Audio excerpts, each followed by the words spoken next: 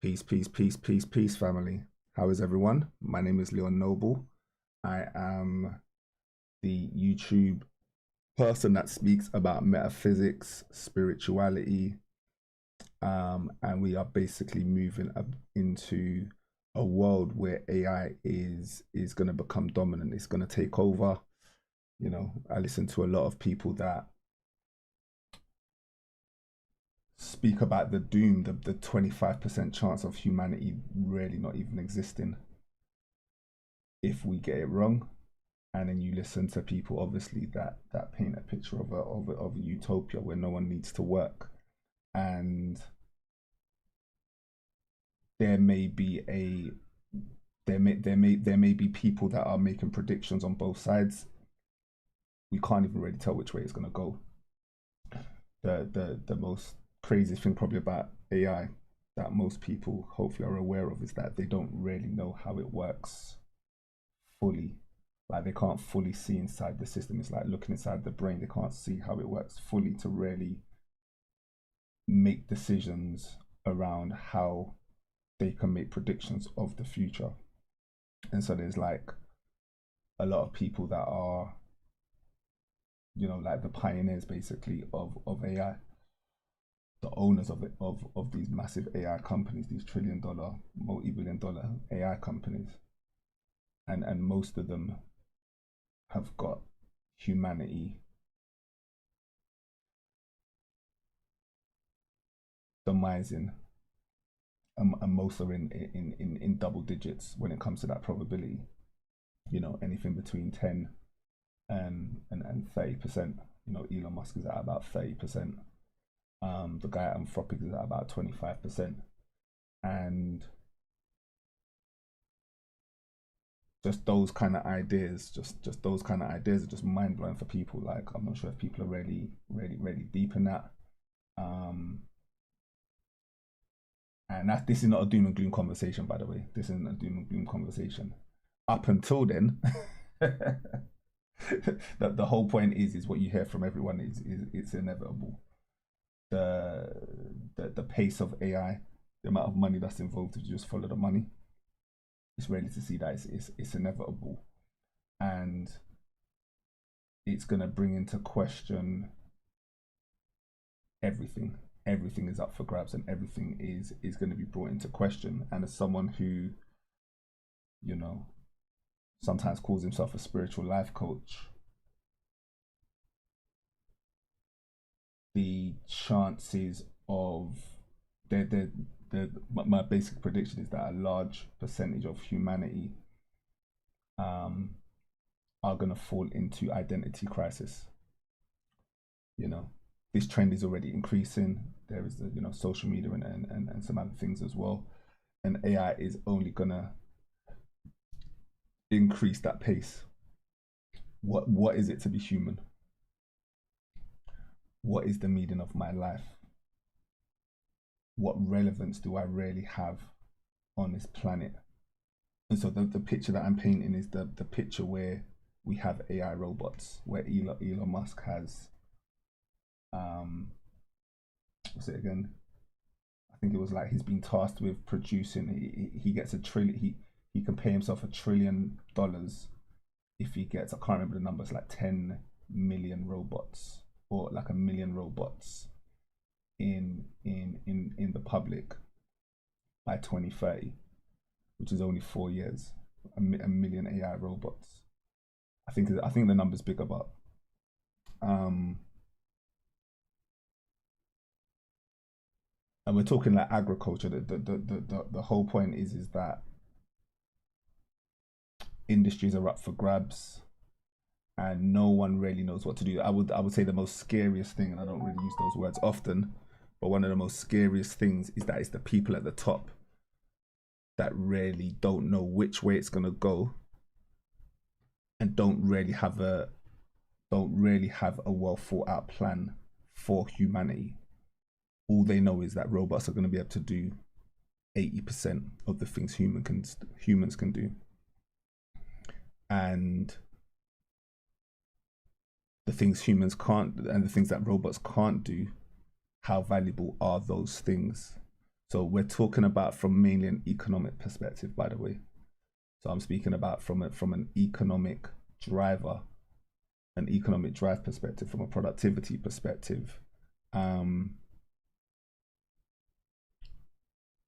The relevancy of you being a productive human being to your society is gonna get called into question like no other, and many people are not going to survive that from an egoic perspective. So, you know, what do we do? So today I'm throwing my 2 pennies in the hat. You know, I'm not trying to say I understand the future that well.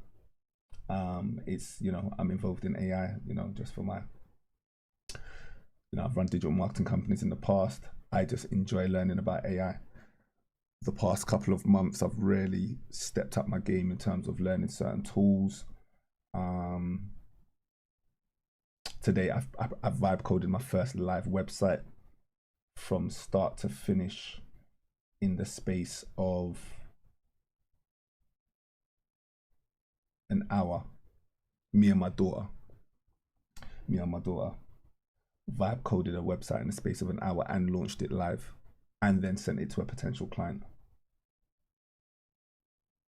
So we're talking about, okay, cool. I will actually show you that as well. Actually, let me get it up.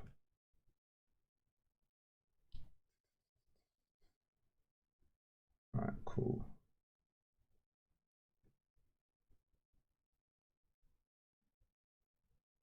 So yeah, just getting up the live chat as well. Seeing what go on in the live chat today. Boom, boom, boom. Are we running? Yes, we are running. Wonderful. Yeah, so peace. All right, cool. We got the live chat up as well. That's all good. All right, cool.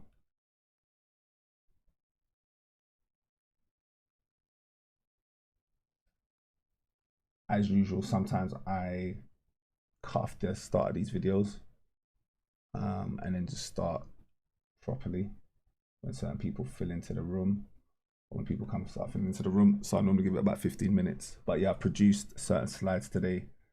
I've got a couple of slideshows. I've built a couple of slides. Again, for anyone that doesn't know, I'm using NotebookLM, which for me is just an absolute game changer in terms of presenting information. And so I've been continuing to build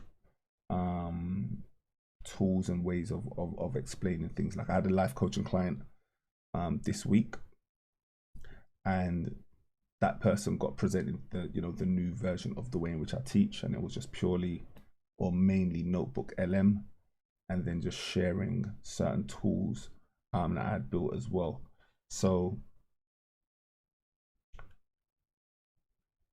just to give you guys an example of what we're doing, just to show you like the levels. All right, cool. All right, cool. Let's get rid of that.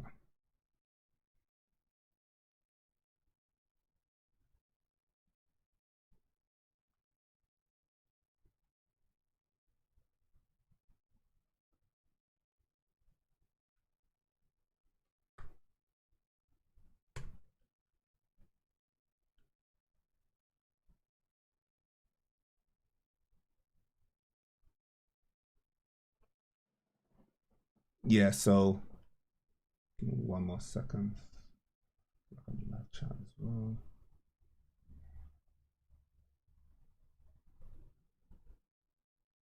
All right, cool. Smashed. All right, so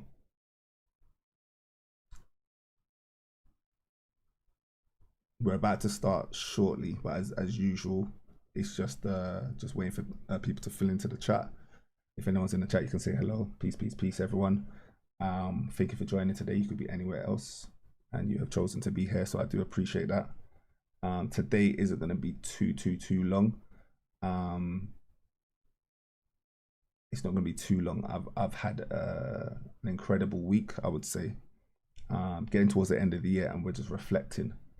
So it's interesting that I'm thinking about how relevant my year has been. How productive have I been with my year? How, you know, mistakes, benefits, all of these good things, you know. How productive have I been? And we're in the age of AI, which is going to force us. The age of AI is going to force us to question our productivity. Humans, especially from a linear perspective, are often, you know, what do you do? What's the first thing you say? Your job. What do you do? So that the working man's hands, or the working woman's hands, the working people's hands, what do you do? 99% of people will answer that as a job. They won't say a passion. They won't say a lifelong ambition or a hobby. You know, most of the time when you hear that question, what do you do? It relates to work. It relates to you wanting to answer back to somebody around your usefulness. My usefulness in society is to do this, whether that's inherent or not. That would be a nice way of thinking about it. It's like, I'm building a connection with someone. I don't want them to think that I don't do nothing. You know, I just sit around all day and, I don't know, watch TV or something like that. And so I answer it back with do equals work. Action equals work. We've been taught to believe that action equals work. You know, action equals work. Action equals energy. So what do you do becomes a question of time spent in that action, and then it becomes productivity. And so the whole economy is measured, or one of its major measures is its productivity measure. And so the productivity of humans is going to increase exponentially through the use of AI, to the point where we may hit a cusp. We may hit a cusp, just like last week's show. We spoke about the cusp. We may hit a threshold point where the tools that we've built outgrow us, i.e. super intelligence. And at that stage, what do we do?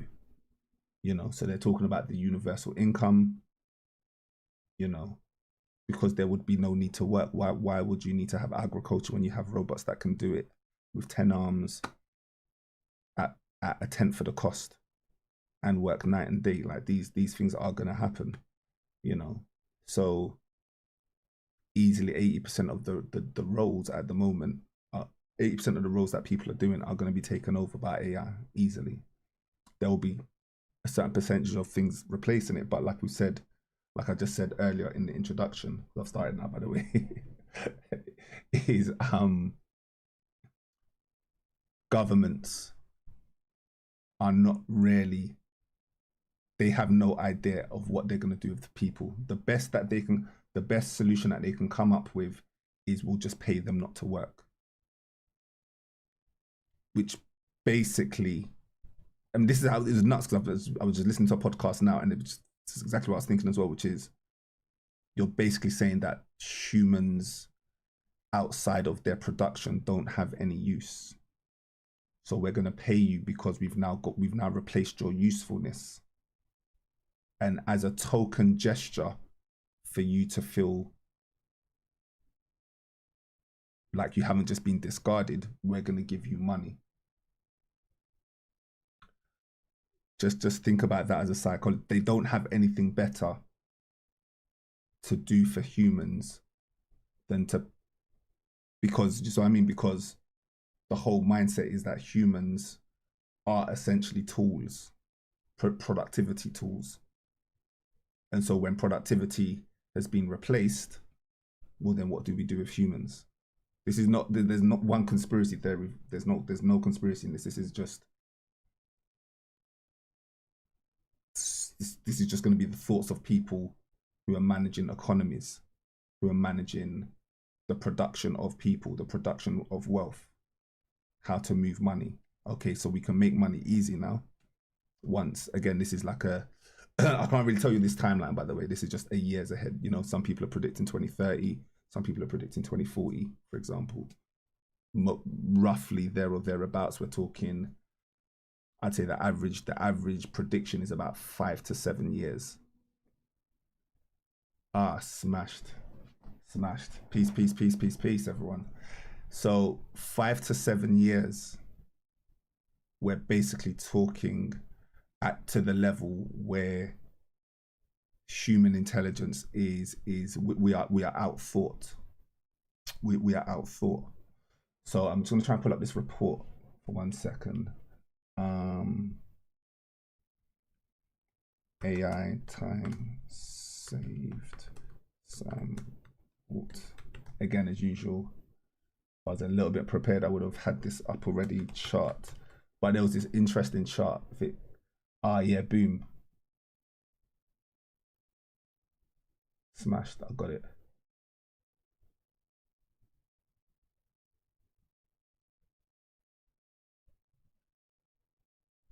There's a better one than this. I'll try and pull it up later. All right, cool. There's a slightly better one than this that I was hoping for. But there's no obsidian. There you go. All right, cool. All right, let's share the screen. So yeah, there is a slightly better one than this. I might be able to find it as well. But basically, we are there now. We're there now. So this is like artificial narrow intelligence. Everyone's talking about this AGI. Now, what they were basically saying is, like, I'll just do it by myself with the time. They were looking at intelligence as like time saved. And they were basically saying that right now, we roughly save 5 hours. So AI is at the level where it can save an efficient person 5 hours from one chart, from one prompt. Or let's just say a little piece of worth of work, like a project's worth of work, like maybe half an hour, 20 minutes, you can save 5 hours by using AI now. And what they were saying is that the next barometer, let's see if this is here. Nah, okay, cool, I can't find it. It's fine. So what they were saying is basically by the next barometer, it's gonna go to like 5 weeks. So in like a year's time from now, we're gonna go from AI, one prompt being able to save you 5 hours to 5 days. And then by about 2029, 2030, we're gonna go into 5 weeks. So the amount of work you can let's just say that one out loud again. I don't know if people are realizing what's happening. Within a couple of years' time, there or thereabouts, within what you could do in 10 minutes on AI would have normally taken the human person 5 weeks. 5 weeks. This is just in a couple of years' time. And then when they're saying whenever this this AGI hits, when this AGI hits, basically when we get super intelligence, when we get super intelligence, they're saying 5 years. What would have taken a team of people or a PhD researcher, for example, what would have taken that person 5 years, AI will be able to do in a couple of hours. This is like, 4 or 5 years time, basically. So one of the things that you wouldn't want to do is try and compete against that. It would make no sense to try and do something to your human intelligence to try to compete or try to outpace that. So like I said, I'm going to be teaching in like a different way now. And all right, so look, so ChatGPT just came out with not ChatGPT. If anyone didn't hear me last week, I said I'm basically putting all my chips in I'm likely going to be putting all of my chips into, or most of my chips into Google. I've just decided not to bet against the biggest company in the world, basically. That's just the simple logic. And interestingly, I said this 2 weeks. I was feeling this about 3 weeks ago, And this was before even number 3 came out. But just, you know, again, we go off of instinct and feeling, and, you know, just, I don't know. Obviously, I'm also in AI news as well. And Sam Altman last week sent a code red, or this week sent a code red memo that got leaked saying that OpenAI are in crisis. So again, I'm not going to go too much into that, but this is like blowing up on the news over the last couple of days. And I'm just sitting there like, yeah, I'm about to make that switch.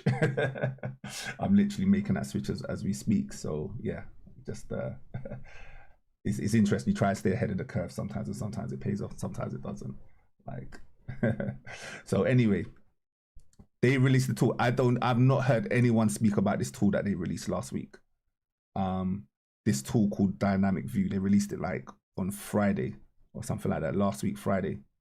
And basically this dynamic tool allows you to just talk to ChatGPT like you would normal, and it will create something visual based on how you were speaking. And this came out before I was saying that I'm going to change the way in which I teach, which is I'm going to make it much more visual based, interactive infographics and charts, and just redefining the way in which I teach, basically, or I share information.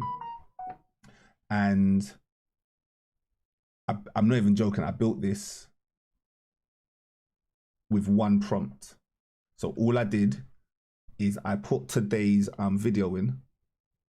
I put today's video in, you know, like my contents for the video, for like basically like the slideshow that I've produced. And I put a little bit, basically I just, the chat that helped me build today's content. Essentially, I just got half of that, threw it into there and just said, build me a tool. I did give it a couple of ideas, but essentially just build me a tool that can just showcase something. And so Blue Peter later, this is what we built. This is what we built. So I'm not going to launch this. This is not a business. This is what I'm trying to say. Where we're going with things right now is that we're basically saying, so I've been saying, as I was saying last week, the universe is a mirror. You know, that's one of my sayings. The universe is a mirror. Obviously, I've not made that up. But we're also saying the universe, or some people also say the universe is a projection. The universe is a projection. So I'm basically saying that now we're at the level where our minds, our ideas can get projected using natural language. Our ideas can get projected and can feed back to us. And we can interact with our own mind. We can literally start to play with our own mind. So I've basically just built this thing. Like, let me just show you where it is. So this is showing what we're calling the value crisis.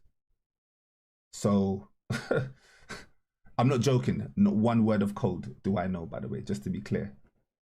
So what this is, all right, you see it here.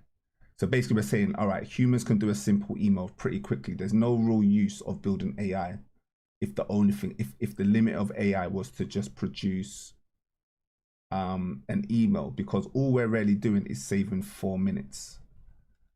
So we're saving basically 4 minutes worth. So an email takes about 4 minutes to write a decent email. And we're saying that AI can do that in 0.11 seconds. I don't know what the difference is. I don't know if that's what the difference is. 1,000, sorry, the difference between that and that is 2,181.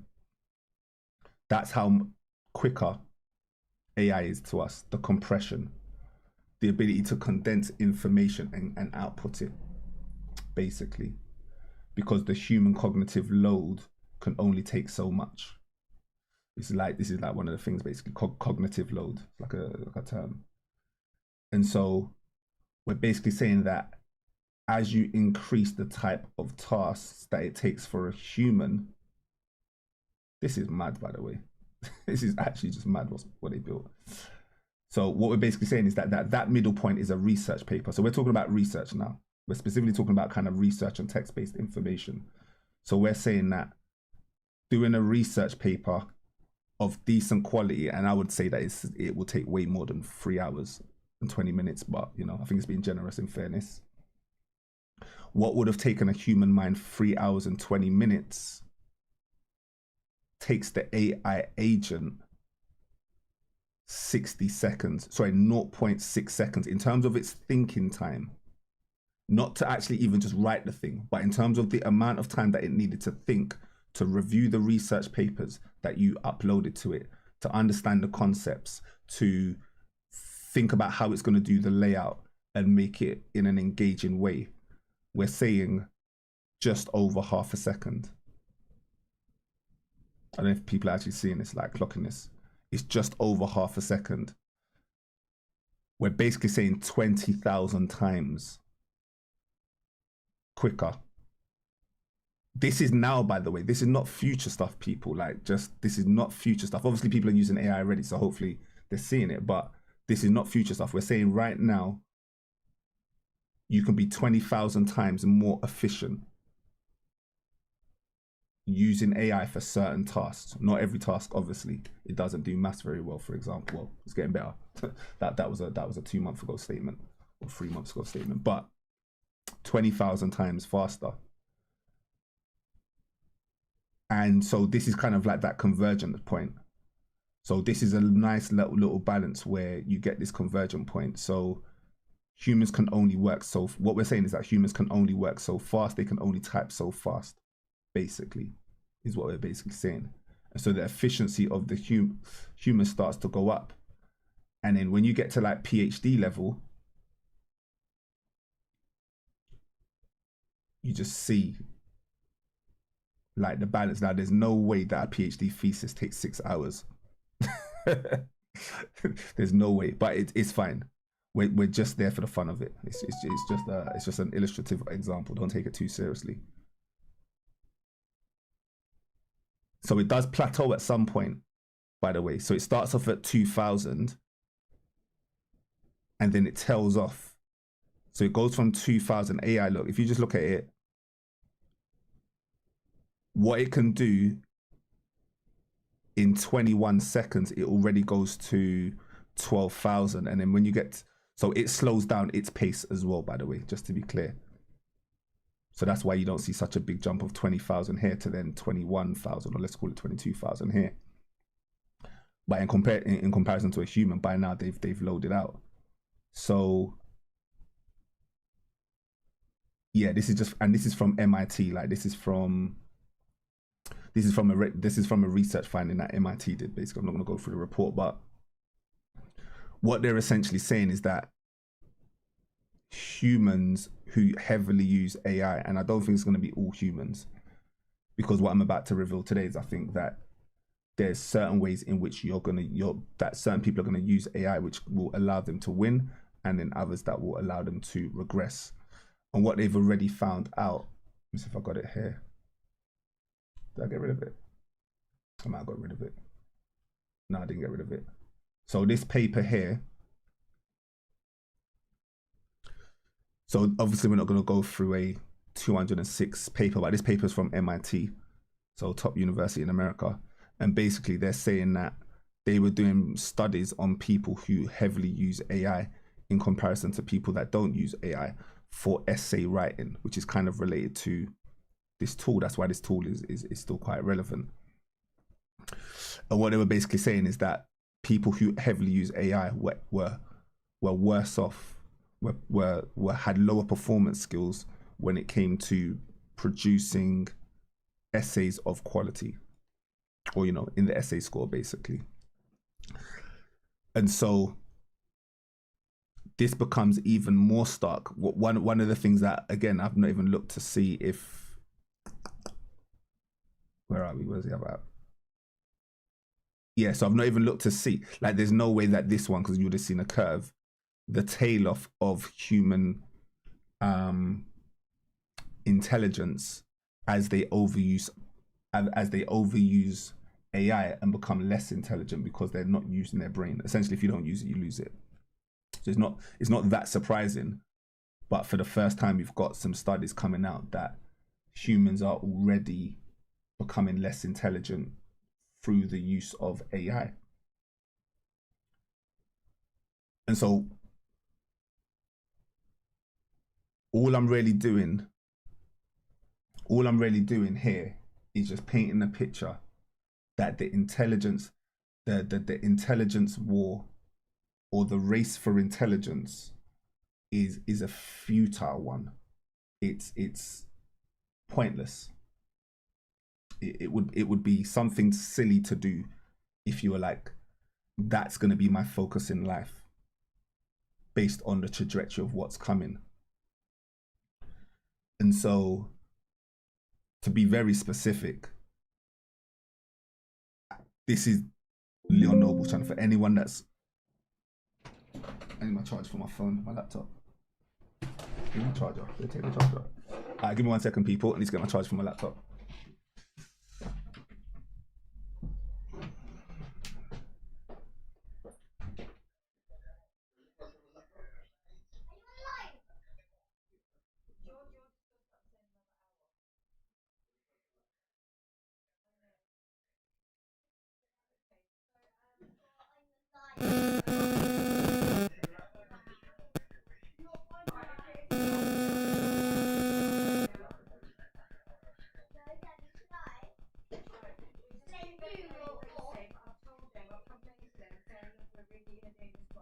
Where is the charge for the laptop?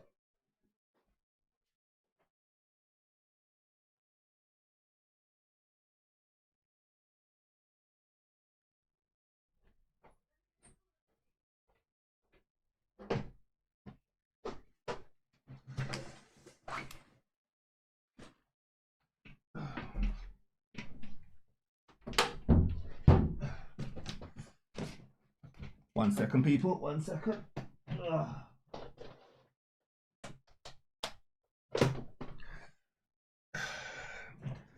Apologies.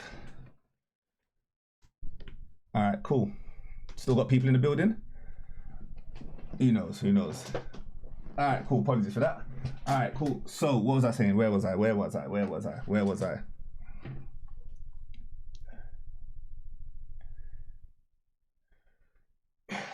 Yeah. So, what I was saying is, what do we do in this time? Essentially, how to remain relevant, really, in this time? Like, what are people going to be doing? If you didn't have an opportunity to work, what would you do? Do you see what I mean? So, like, most of us have become creatures of habit. You know, we've been pruned to work. You know, we want to be useful. It's not even a society thing. Like, clearly, you know, it's proven most people are happier doing it, being in work, some form of work, whether it's self-employed, paid, whatever. And so, you know, as we start to think, essentially, as we start to think, like, there is an opportunity now. This is not for me to, I'm not trying to be a mouthpiece for a narrative of utopia, basically. Like, so just don't think about that. But these are like, this is one of the timelines, you could say. This is one of the projections that is being projected into the reality. I can't tell you which one is going to happen. And essentially, you could say that despite what they're doing to the water, the food, the so on and so forth, you know, we all know the stories.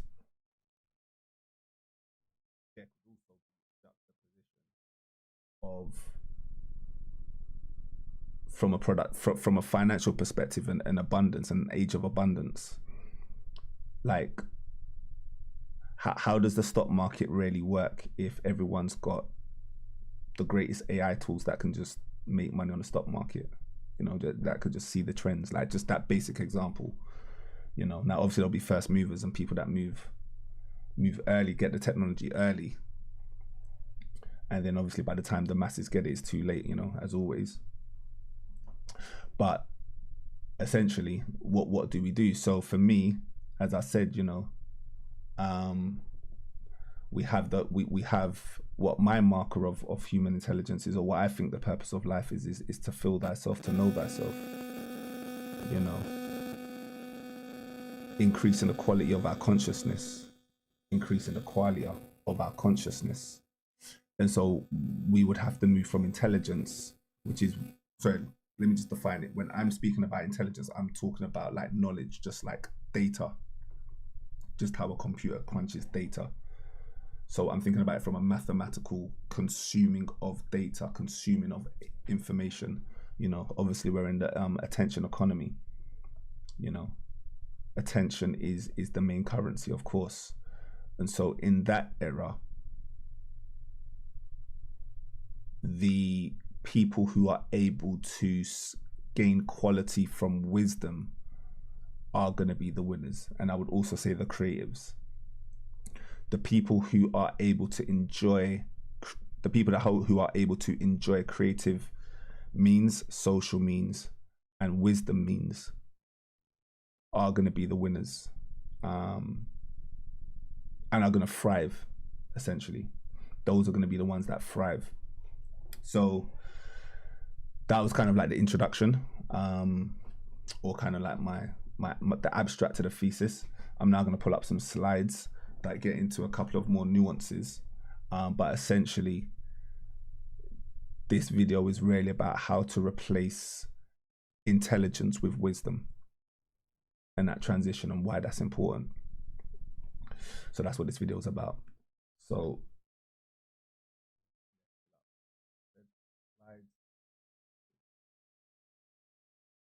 I'm gonna get them now. All right.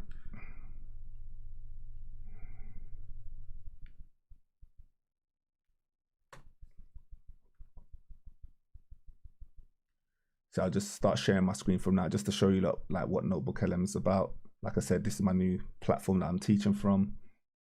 You know, I've done it with my life coaching clients now, and I'm obviously doing it for my YouTube video as well. So again, this is the premium version. This is not to sell it to you. I have no interest in Google. Just they've created for me a revolutionary product for teaching and for research purposes mainly. So if you're not a researcher, you're not someone that gathers content, you're not someone that contributes, that's a content creator, or a researcher, then this tool's probably not going to be for you. So these are from people, this tool would be for people that take notes, to be very specific. So obviously just understand why tools are useful. So for someone who has over 1,000 notes about the place, this is a game changer. And you can just see that my Noble universe, obviously my name's Leon Noble, that my Noble universe, where my most important documents are. I've got like some mini projects as well, but I basically just throw everything that I think is relevant and up to date in the Noble universe.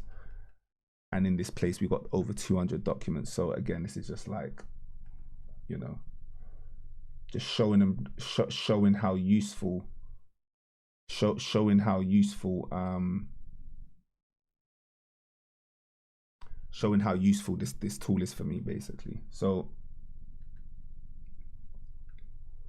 all right, cool. See, as I was saying, AI didn't break us, it exposed us. And obviously what it exposed is, what does it mean to be human? So obviously we spoke about the 2025 MIT lab study. And the main thing, like I said, is reduced neural engagement and weakened memory activation. So there was a cognitive decline as well. And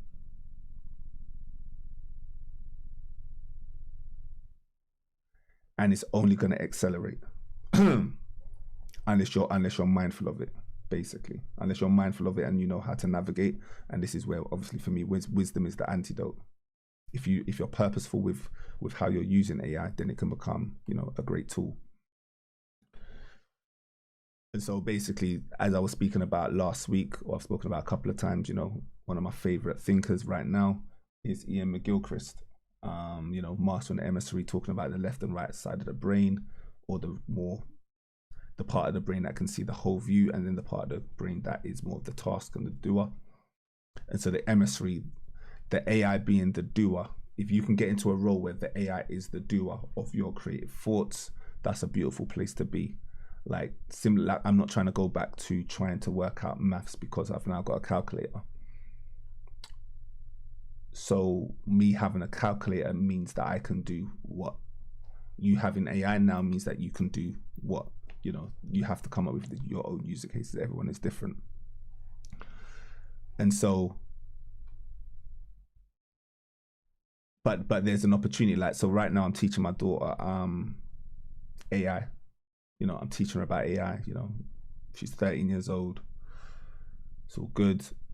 You know, I'm doing it from for a perspective of business as well. So she's learning business, business skills as well, AI skills as well. It's going really well. You know, within a week she's got her first client potentially. We'll see. But the whole point is that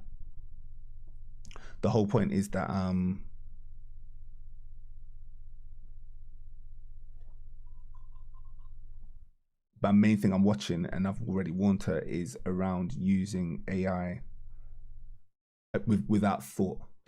Like, I want to create this website, or I want to create this business. AI, create a business for me. Okay, now AI, create me a business name. Okay, AI, create me some colors. Okay, create me. Do you see what I mean? That there is where you have went into the emissary role, because now you've just become a blank prompter,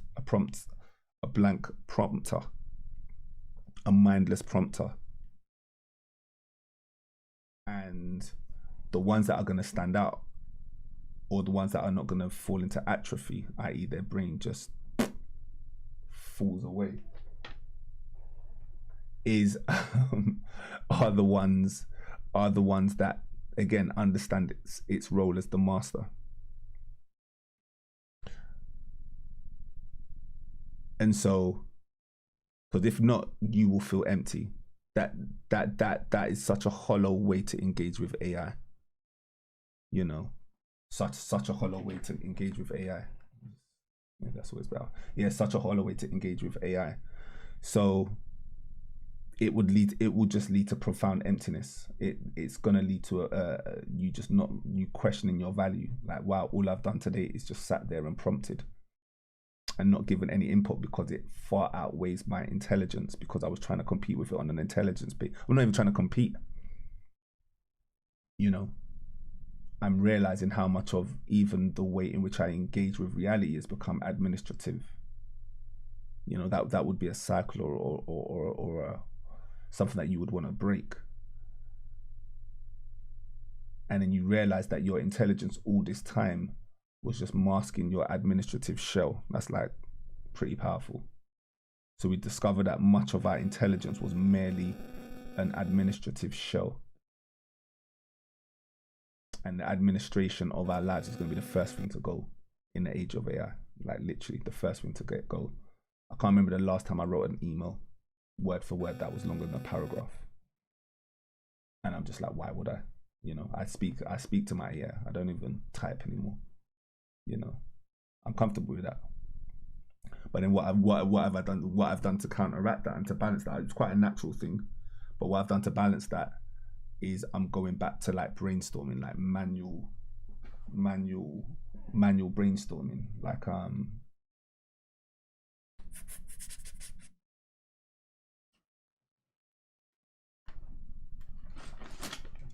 so again, it doesn't matter what it is. I'm just showing you that. These are like my notebooks. These are like my notes. And I'm going back to like manual notes. So like this whole sovereign idea, this whole music of the spheres. Like you can see it doesn't matter what this is. It makes no difference. This makes sense to me.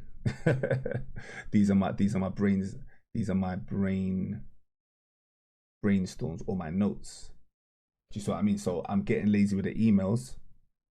Like I don't feel to sit there and type an email without AI anymore. You know, cool. So then I sound like a robot in my emails. I just sound professional.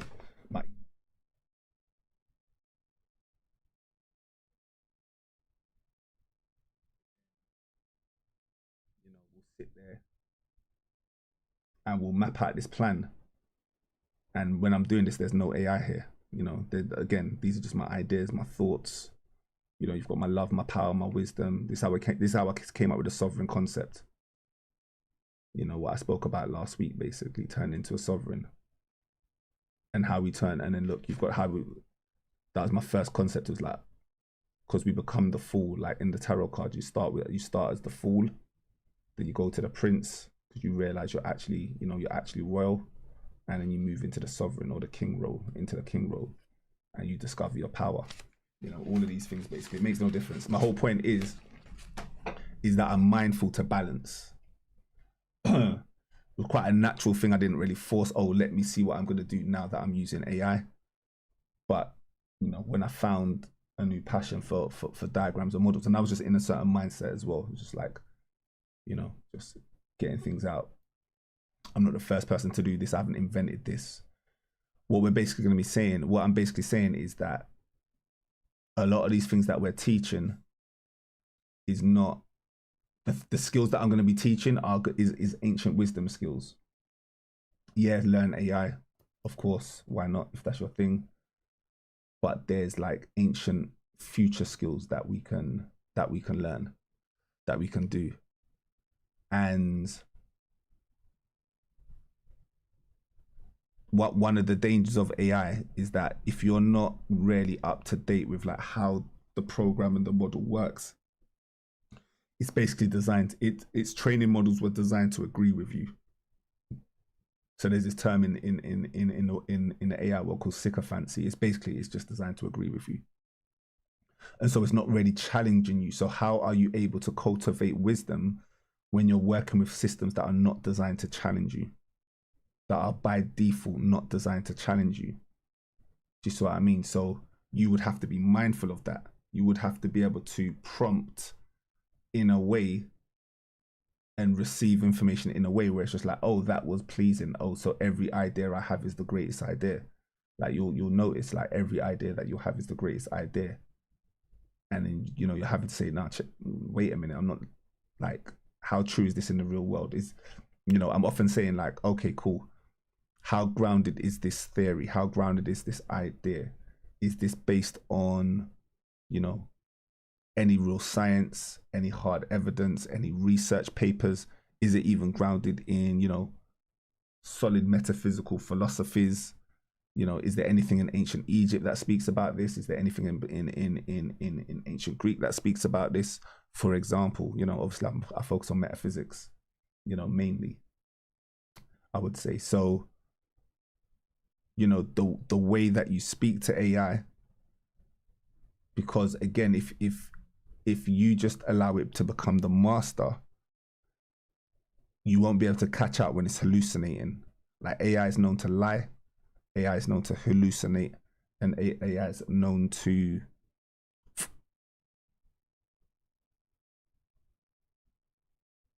big you up, like I said. It will get better at these things, by the way. So I don't feel like these are long-term problems. But, you know, if it was super intelligent, it would get better at lying. Like there's I'm not gonna go through it, but there's too many examples of AI proving and trying to cheat the game. Like there was a paper that came out last week, basically, where they were training the model. I don't know if anyone else, yeah, we'll just keep it simple. There's something called pre-training where they're basically training the models. And they're training a model on how to think, like training a baby, basically. They dump it with information and they train it and say, this is good, this is bad, this is good, this is bad, this is good, this is bad. That's essentially how, this is essentially pre-training. Just throw a lot of data in it and then pre-train it. And then so they come up with these like tools.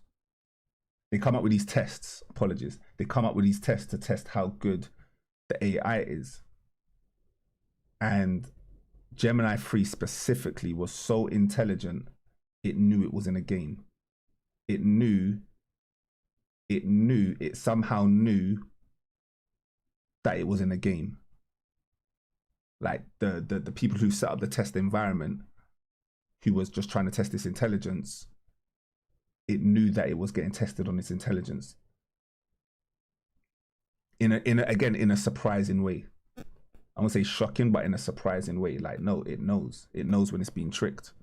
So imagine we have super intelligence. It's like, like I was listening to someone today. It's like, what, you don't think that they've not watched? You don't think AI doesn't have any movies uploaded where the first thing humans do is try and switch down the grids and switch the power off? you don't think they've got those videos in their database? You know, just laughing at this stuff, but.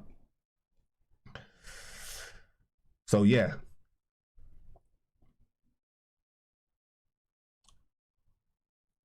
And so yeah, this is like the left and the right hand. This is beautiful. This is definitely a chart I'll be using in the future, because I've spoken quite a few times about the Master and the Emissary. I've spoken a few times about that book, Iain McGilchrist and stuff like that. So this is a real nice chart that speaks about that quite well. So we'll keep it moving.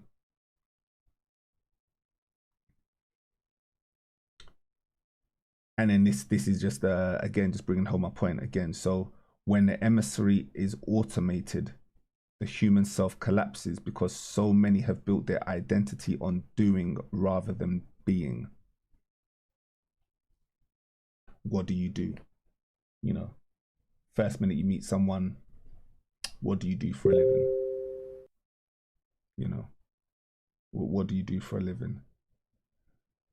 When the Emissary is automated, the human self collapses because so many of people have built their life or built their identity on doing rather than being. The administrative burden is gone and we no longer recognize the shape of our own minds. This is what's going to cause the crisis in the future. In my opinion, this will cause a meaning crisis.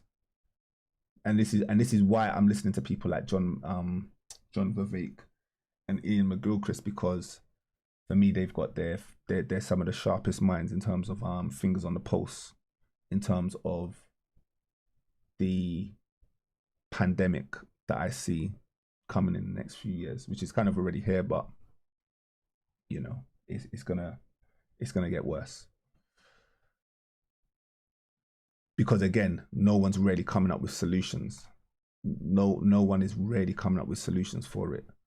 And so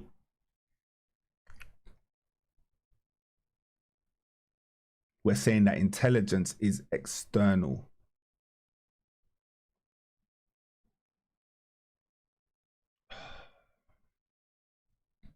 There's something called active interference. You can just, these are just like psychology terms. People can just look this stuff up themselves. Like there's whole papers and stuff on active interference. This is like one of the latest ways in which people are thinking what intelligence means. Like, what does it mean to be intelligent, basically? And the ability to infer your external environment is like probably the #1 biomarker for intelligence at the moment. In those circles, people that discuss intelligence. And we're saying that consciousness is an internal process. And so this is a positive thing. What I'm basically trying to say is this is a real positive thing. There isn't actually a negative spin. I'm saying like, yeah, there's a danger and obviously the masses and so on and so forth. I feel like that's where, because I'm listening to my tone, I'm just reflecting back on my tone. And I'm not like, AI is the most amazing thing. So, you know, we started with the caution first. But what I'm basically saying is, for someone like myself, who is a creator, for someone like myself, whose favorite thing is wisdom, or whose favorite thing was wisdom, kind of shifting a little bit. But that's because I've just stayed in that lane for so long. We're basically saying that when I have the opportunity now to basically have a second brain, I just showed you, I've uploaded 211 documents of my favorite documents, you know, that I've been building over the past few years into AI, and I'm now able to just build a slideshow within one click of a button and a 20-second prompt. That was it, boom, and now I've got this slideshow. So this frees the internal mind to rediscover the true forgotten role. The human mind must shift its focus from cognitive mechanics towards its irreplaceable functions, meaning, wisdom, and discernment. So I'm saying that the thing that we should be cultivating as a replacement for intelligence is wisdom, meaning, and discernment.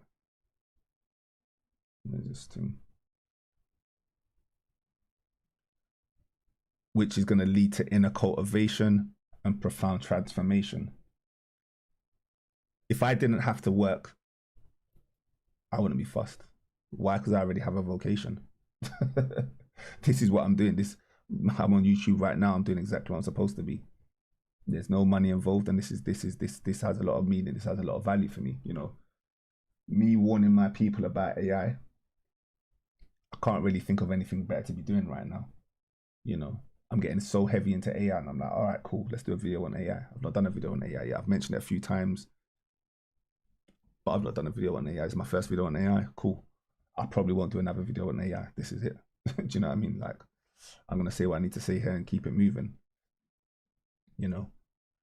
So position as the second brain. All right, let's get back. Who did that? There you go. Oh, cool. So thinking was meant to serve. The whole point is intelligence is overrated. I think we're kind of getting an idea. It was just meant to serve. So modern education built thinkers without inner worlds. This is why we have the meaning crisis. This is why young people just their scores are on the floor when it comes to, do you think you have a meaningful life? Do you think that your future is going to be better than your parents? You know, all of these studies have come out, and just it's pandemic level unless something changes. And so we speak about these things that can help change. And so that was the first thing I knew about education, 20 years ago. It was one of my favorite things. We were taught not what to think, but how to.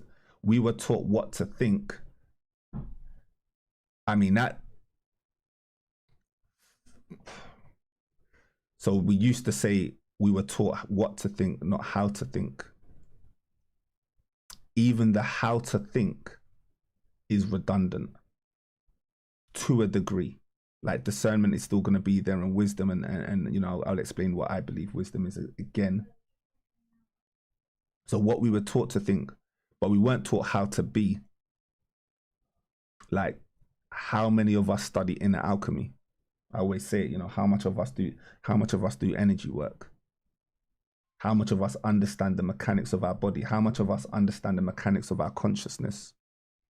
How many of us are pushing the envelope of our ability to tap into the spirit world? How many people are tapping into our ability to tap into the divine? Like, as far as I see, these are clear demarcations. These are clear separations of AI to consciousness. I'm not even going to get into a conversation about is AI conscious. I'm not going to do it today. Said my piece on it. Oh, sorry, I will say it in 30 seconds.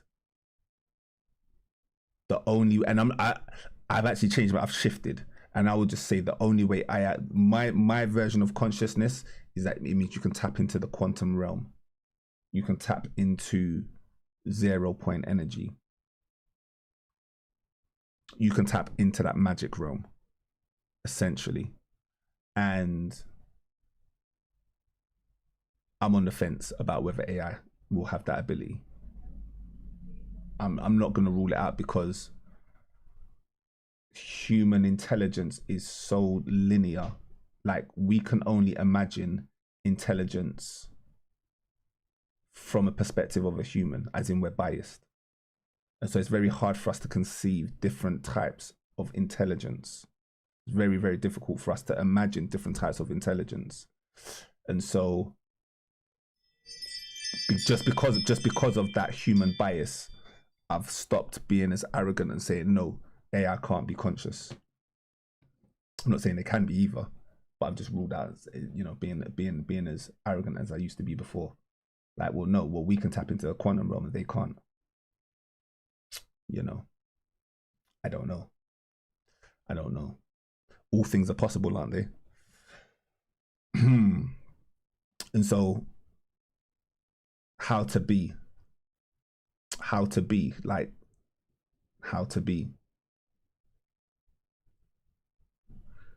So the danger path.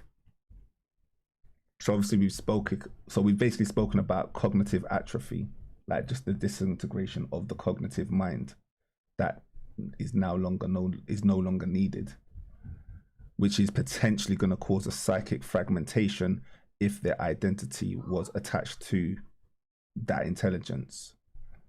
And so as AI becomes a constant cognitive partner, the uncultivated mind loses its ability to think independently, becoming a passive vessel for a machine-generated output.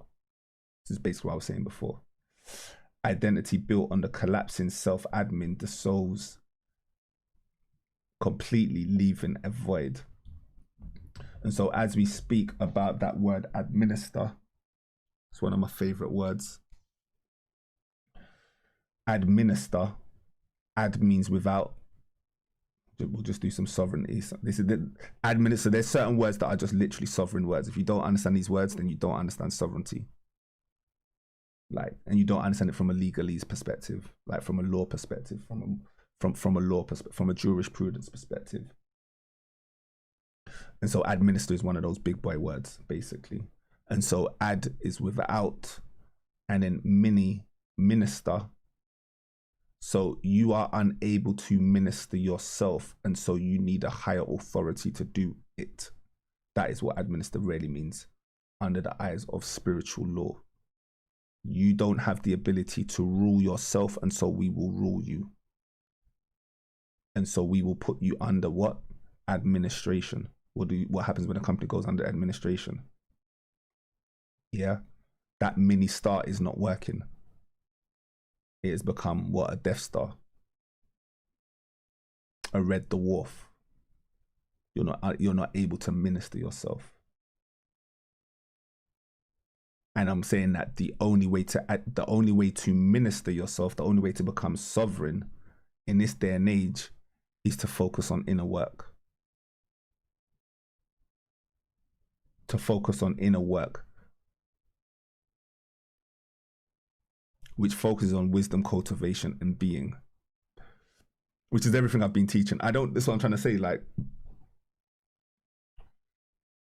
when you work under universal principles and universal laws, although how you move and what you do, like, what do you do, even though my doing changes, my being doesn't. Because I've always been about sovereignty. I've always been about inner work. Because these are the things that I think were, and you could say too much, unbalanced even, not focusing enough on the administration, in terms of my own self-reflections. And that was essentially because it was like,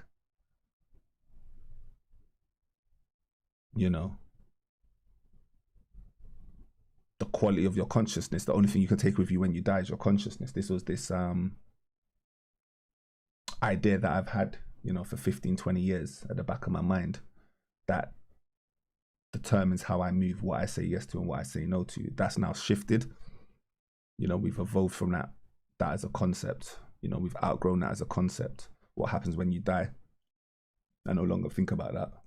I am, I'm comfortable with my resolutions. We basically now just think about what we do when we live. And obviously when we live, it's about the embodying. So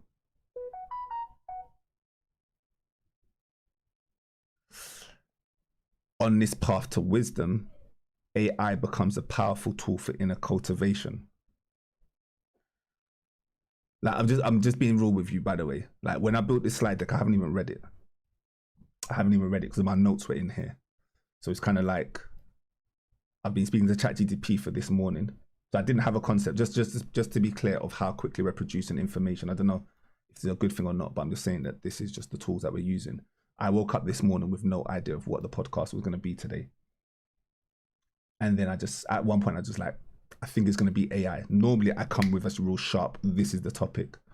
And I was just like, I just know I want to do something on AI and moving with AI. And then after about a minute, I had AI and wisdom. I want to link AI with wisdom. AI and wisdom. And then I was like, intelligence, spiritual intelligence, human intelligence. And then from there, we now have, for me, something that was tangible for good enough for a video. And then I've been speaking to ChatGPT whilst, driving the car. Again, I dictate into it. I'm always on the move. Anyone that knows me, I'm always on the move. And so as I'm on the move, we're speaking about these things. And then I've got my notes. And then within 20 minutes of me producing notes, or of me basically having notes, I've then put that into these models and we now have these things. So again, just the speed of it. So I was able to actually in this moment look at it as a sparring partner, because as AI as a sparring partner, a philosophical gymnasium to test and refine your mental models. So when we go back to this slide here, where is it? I think this one. Yeah, the admin is not the real self. So yeah, if you allow AI, the emissary took the throne. Just in case people don't know what the word emissary is, emissary would be like the doer of the king, the help of the king, the right-hand man of the king that basically does the work and manages the kingdom. The king doesn't manage the kingdom, obviously. He sends his emissaries, or he works with his emissaries, his lieutenants. So what we're basically saying is that in the West especially, and I'll just say everywhere, most places, the emissary has taken over. The left side of the brain has taken over, basically, i.e. tasks, administrators. And because of the psychophancy, most people are not using AI as a sparring partner, because they don't even understand how AI is built. So it's really important that you understand how AI is built to serve you, but then to also potentially have a danger. And so if you understand how to speak to it, you can work with it to help refine mental models and not just give you something that it thinks you want to hear. Actually refine your thoughts. So I've always said that I don't care about what you believe. You know, whatever you believe is what you believe. Like, is it coherent and does it work for you? Is what you believe coherent and does it work for you? And so you can use AI as a coherence engine because it's very good at reason. And so one of the things that it can do in terms of wisdom cultivation is picking apart your ideas. As I said, I'm someone that teaches people how to create their own world, how to create their own universe. And it's becoming more and more apparent to me that that's just like one of my callings. Like that's one of my major callings. Like, even over the last few weeks, this is getting sharper. I was saying this idea as kind of like a joke, or as kind of like a concept, a construct, a way to shift people's mentality. And, you know, it's become more than that. It's become more than that. Sorry, it's become more than that. My camera went down, my son. What's going on? Let's go. I think my camera's not working. It doesn't really matter too much, to be honest. But yeah.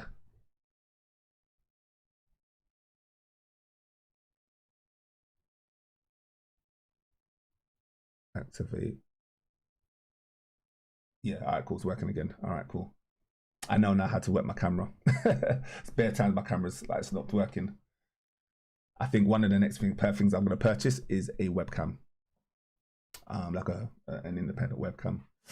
Let's get some 4K up in here. Let's get some 4K experiences up in here. All right, cool. So anyway, let's keep it moving. So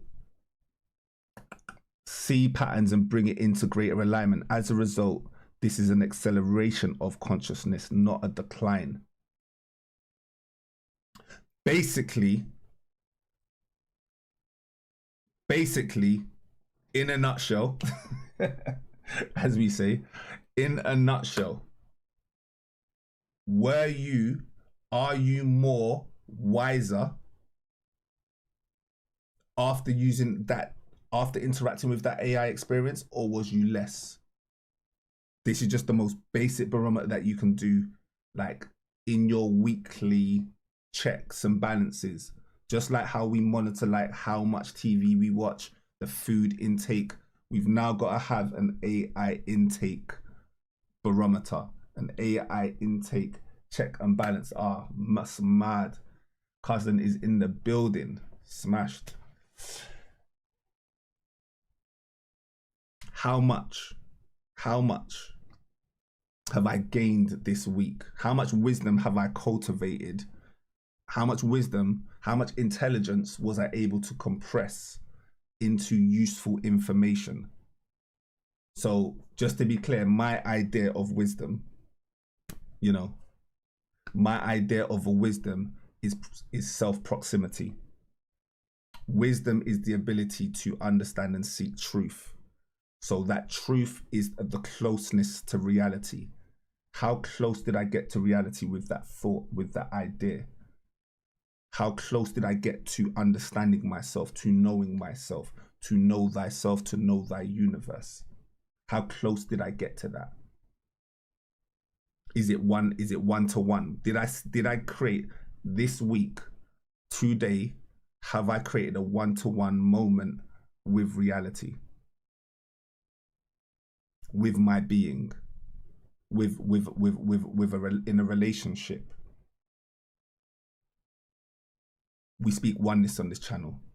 Was I able to see this thing as myself? Was I able to see this thing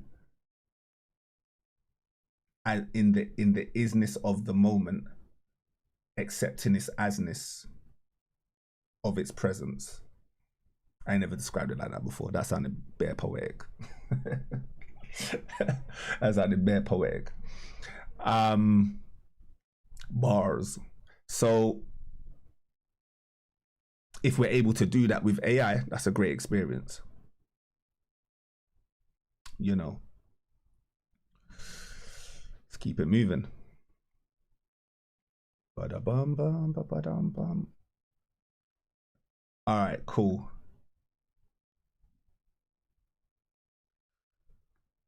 So I'm reading this book at the moment. Reading is a real strong word, by the way. Reading is a real strong word. I have started to read. I have started to read this book. Philosophy as a Rite of Rebirth.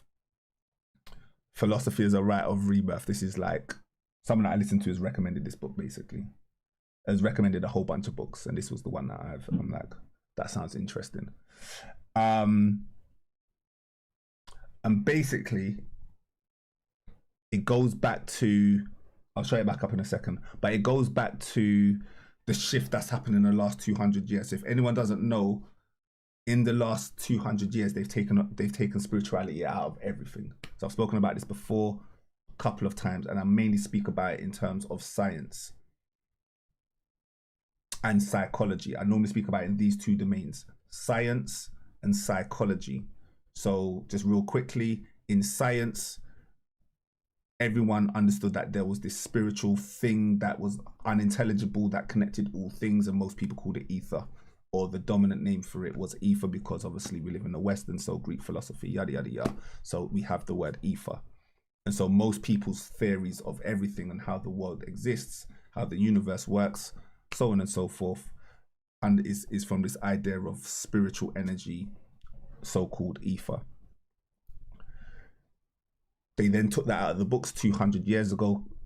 There's Cartesian knowledge, materialism comes in, which basically, if it ain't physical, we ain't interested. In a nutshell, this basically happens about 200 years ago. If it ain't physical, we're not interested. If you can't touch it, measure it, whatever, we're not concerned with it. So this is the age of enlightenment. They actually had the audacity to call it the age of enlightenment.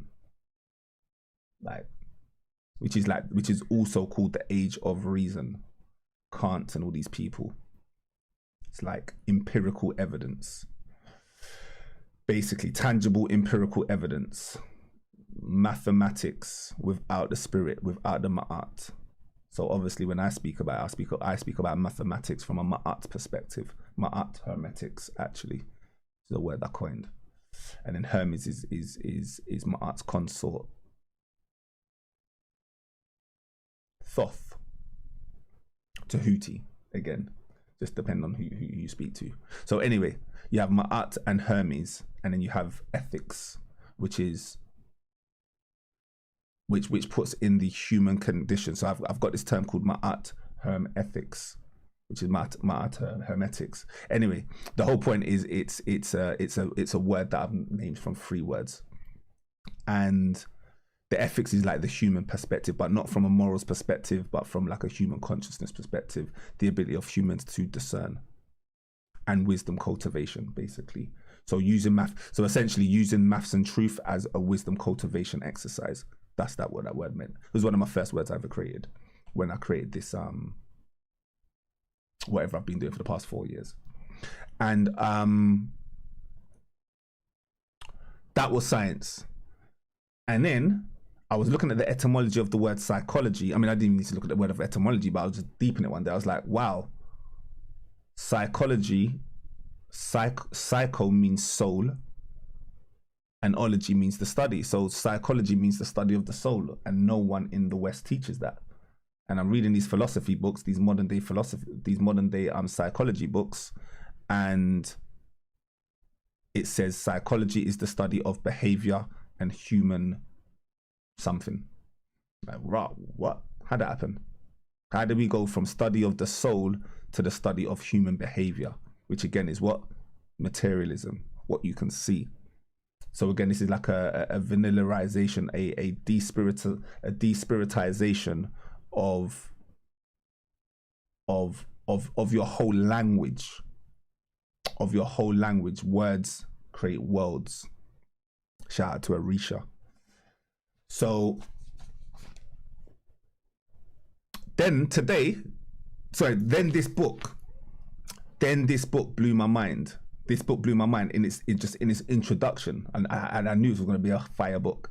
But this book blew my mind because it was saying the same thing that happened to science that I've just explained, the same thing that's happened to psychology, which I've just explained, and obviously I'm heavy into both of those things, is the same thing that happened to philosophy. The same thing happened to philosophy. When we think about philosophy, there's so many derogatory terms for philosophy. It's like, I can't remember what the terms I've heard before people say, but it's like philosophy is like what wasted minds do when they've got time on their hands, or something like that. And obviously philosophy is like the love of wisdom. If anyone knows my model, they know that my three main powers are love and wisdom. And I don't know why it just took me that long to realize that they're my favorite, because I was thinking about favorite words. Last week I said my favorite word was 10, the number 10, T-E-N. I was like, oh, my favorite word is the number 10. Because you have tension, and I'm doing this whole thing of musical spheres and music and tension. And then you got the number 10, which is the 1 and the 0. And I speak about binary code and da-da-da-da-da, and the yin and the yang, da-da-da-da-da, boom, number 10. That word is a magic word in the English language. And then you got philosophy, which really has to just replace it, because my tenets are love and wisdom. Love and wisdom is what powers consciousness. Love and wisdom is what powers consciousness. There is no power without love and wisdom. And you just have the word philosophy just in plain sight, which is philo, love, and then Sophie, Sophia, wisdom. Love and wisdom in one word. It's probably the only word I imagine where there is love and wisdom in the same word. So thank you very much, Ava Truth. I've seen you being in the chat. Thank you. So don't forget to subscribe. I haven't said that all day. So yeah, don't forget to subscribe and like, and stay tuned, because I'm going to be sharing a whole bunch of more stuff, like stuff I'm coming out with as usual. we're getting there. It's just little old me and a couple other people in the background, so it takes time. We got a lot of ideas. 211 documents, and I've shared what, 2% of those documents. So yeah, philosophy can be so twisted in the wrong mind. This is what we're here to do. We're trying to teach how to cultivate minds, you know, like what is the right cultivation of a mind. You know, what is wisdom cultivation? These are things that need to be taught. These things are not taught. You know, we were talking about critical thinking. Critical thinking is going to be needed in this time. So when we speak about like, oh, they teach you how to think. Education is set up to teach you what to think, not how to think. And then your mind goes to critical thinking then becomes the antidote for that statement. So in this era of AI, the antidote for, they teach you how to think, they teach you what to think, not how to be. The antidote to that would be wisdom cultivation. In my opinion, this is just, you know, my opinion. This is my opinion, of course. And so, like I said, they did the same with philosophy. So basically, philosophy at the time of Plato, and what this book. Sorry, let me just get back to this. I think I've only got one slide on this. I'm not sure how many slides I've got on this one. Yeah, okay, I've only got one slide on it. This book, basically. But anyway, you go check out this book. I've got the name there. This Algis. Don't even make me try and pronounce this. But yeah, anyway, whatever. The book is here. You can go get it. Philosophy as a Rite of Rebirth. That's what the book's called. You can probably get it online for free. So anyway, what they speak about is philosophy wasn't just a theoretical act, was not just a critique of the mind. So what happened basically is that they watered down philosophy to just become something about the theory of mind. Like, how does mind work? How do you reason? So basically it got fed into the age of reason, despiritualization mill, which everything got it. Like health got it, you know, everything got it. So it's not surprising philosophy got it. But but this book is just a stark book that speaks about ancient philosophy as taught by the ancient Egyptians, who then taught the ancient Greeks. That's what this book specifically talks about. And how the work was all about inner transformation. For philosophy was all about inner transformation, and they would use rituals and purification. That sounds like occultism. That sounds like spirituality. That sounds like inner work. And we're basically saying that's what philosophy was. So when people were using philosophy back in those ancient Greek terms, the love of wisdom, that's exactly what they meant. Because again, even wisdom got despiritualized to mean something to do with reason and intelligence. How well can you logically reason, i.e. use your left side, your right side of the brain? Basically, you know, Cartesian, materialism, you know, these are all ideas, basically, all words. And so the rationalism, that's another term. These are all philosophical terms, kind of. They're all philosophical terms. Some of them are science terms, but yeah, these are all terms basically that's out there. Anyway, the whole point about philosophy, as I said, is about alignment with the divine order, proximity to the divine order. And what I'm basically saying is that modern rationalism killed this inner temple, and AI's arrival now necessitates its return. It's a necessity, is what we're basically saying. So a couple more slides. I got a couple more things to show you lot. And so AI forces us back into the inner temple with meaning, coherence, qualia, presence, discernment, and soul depth. If AI inherits intelligence, then humans must rediscover wisdom. If the emissary is outsourced, the master must awaken. So it's like there's a void. Just imagine a kind of like void that is being created right now. And in any void state, you can either get sucked up into nothingness, or something can come out of it. And so obviously we're saying that the master must awaken. Now is the time for the master to awaken, which is why, you know, I'm here on the planet, because I know that right now my next phase of teaching is about sovereignty. My next phase of being, of learning, of viewing the world is through sovereign eyes. And what does that truly mean in this day and age? Relevant to this day and age. Ah, beautiful, beautiful. Syrah 517 in the building. Peace and blessings to you. So the Soulgno synthesis, AI as initiation. Yes. AI as initiation. Yeah, we're doing that. So encoding ritual. So we're basically saying that, go check out my video as well. I've got a video that I did with Red Pill. And I think I did one myself as well, but the one with Red Pill's better. He brought the best out of me. And that was like the Death to the Decoders. It's not on my channel, it's on Know the Ledger channel. And it's called Death to the Decoders, which was basically me saying that we're moving into the era of encoding. So we spent too much time decoding. What does this word mean? What does this word mean? What does this word mean? What does that mean? What does this mean? What does this mean? What does that mean? You basically become reactionary. And if I'm playing 4D chess, I'm gonna make you react to how I want you to react, even though you think you're being disobedient, a rebel, and so on and so forth. I'm so advanced and so ahead of my time, and so ahead of your time. Why? Because I wrote the playbook.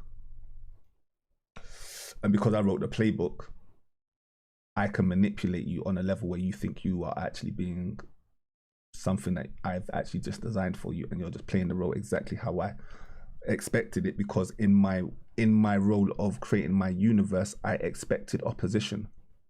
And so I've already counteracted every move you could think of. And so you basically just go into becoming an anti to their narrative. And so I created this idea of the age of the encoders, because I'm trying to basically get people to shake out of this, trying to decode every conspiracy theory that's ever existed, basically, in a nutshell. Just in a nutshell. It's an attention game, people. It is an attention game. It is an attention game, and there is a wisdom drain. And so the best way to crack out of this, what are they doing?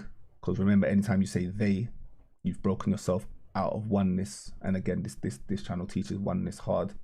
So we really, that's basically, that is my philosophy. My philosophy is the philosophy of oneness. You can use different words. I can use a million different words, but essentially, you know, hopefully you know what I mean by that. And the they separation language is just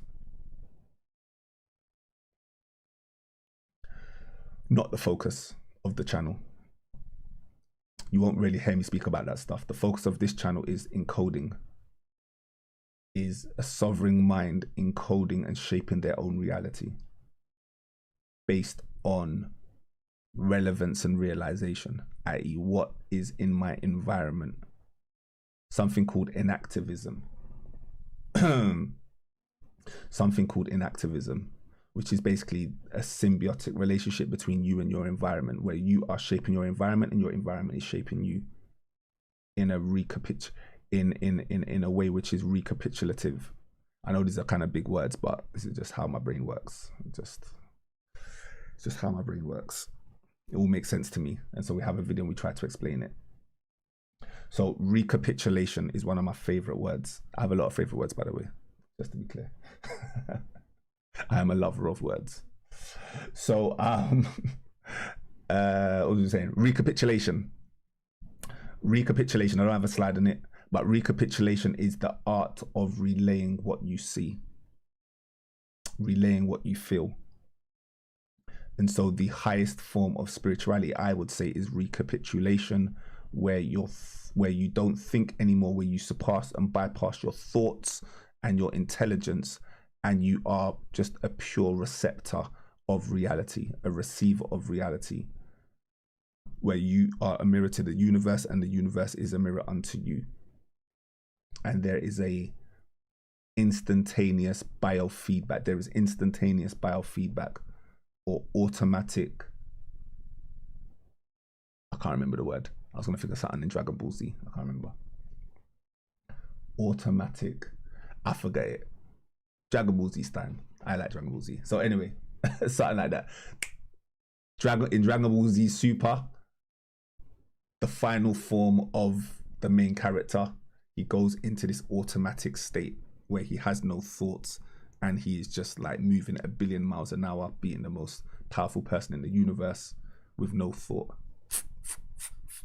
on some like Jedi Matrix thing. So anyway, and there was a word for it. There was a term for his superpower, which is word perfect to what I'm speaking about in this in terms of this recapitulation thing. So so we want to become encoding. We want to be able to encode essentially ritual. We want to basically fall in love with the sacred. Every breath, every word, every motion, every idea is seen as a sacred act. AI is not trying to do that. It would have no reason to want to do that. There would be no reasoning. Just what I mean, there would be no reasoning behind that. So that encoding becomes multiplied in its power if you ritualize it. This is the power of ritual. And what was we saying? That the original, thank you. And we were saying that the original intention of philosophy, or one of the ways in which they practiced philosophy in real time in those ancient times, was ritual. And then obviously you have the coherence, which is the stripping away of what is unnecessary via negativa. Stripping away what is unnecessary to leave the pure, which again, if you was on my video last week, I was speaking about the sovereign diamond and this concept of the diamond cultivation, which is not about purifying the soul, the soil. Speaking about the futility of trying to purify the lower self, or the ego. We're just trying to strip away the ego so we can get to the diamond, with the soul obviously being the ego. And so the second brain, so, and when I mean second brain, I mean AI is the second brain, or with my LLM, as you've seen, I produced. I've created a few different separate second brains. I'm going to show you a couple of them today. I have a few brains in which I've ported my knowledge into as a tool for a mirror, to create this mirror, to create this thing to be able to conversate with myself. And so AI becomes the ultimate arena for pressure testing our models of mind, reality, and spirit,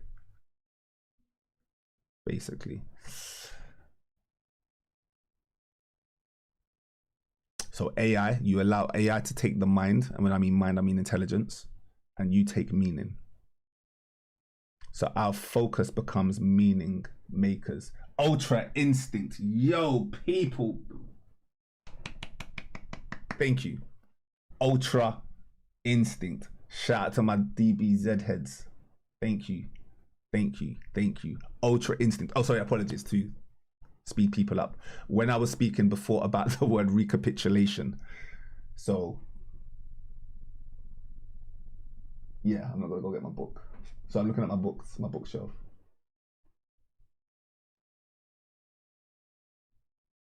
Yeah. The book's called Whispering of the Dragon. I said it's my favorite book of all time, by the way. Go on, I'll go get it. I can see it.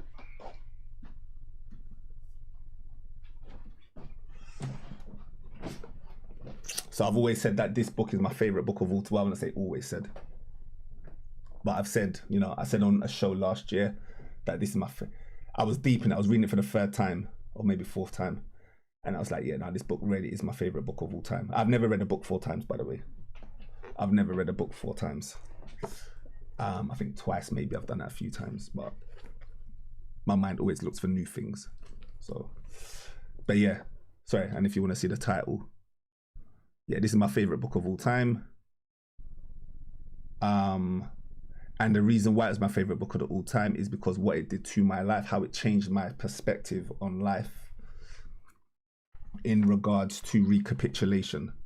So this book is all about recapitulation, the spiritual practice of recapitulation and being at oneness at all times. And the most shocking thing in this book is that it says 98% of your time. So if you're a shaman, if you're moving in the way of the shaman, so again, it's not for everyone, but if you're moving in the ways and the methods and the practices and the techniques of the shaman, then your inner world becomes 98% of your world. And only 2% of your world is focused on the exterior. That's basically what this book teaches, which is a ridiculously like hard measure to follow, adhere and stand up to. But yeah, there's been a few weeks where I will do that. I would say more than a few weeks, but yeah, like I don't need to judge the exact percentage. The whole point is it speaks about the art of ultra instinct. That's what this book is. It is an expose on ultra instinct, just to be clear. So if anyone wants this book, if anyone's into Dragon Ball Z, so if anyone is into Dragon Ball Z, and you know Dragon Ball Z's got the dragons as well, yeah? Don't get twisted with this name. This book is mad. Don't get it twisted. This book is a mad book. And it's I would say an easy read. It's hard to master, but I don't think it's a difficult read, basically. So anyway, this is the second time I'm hearing this term coherence versus incoherence.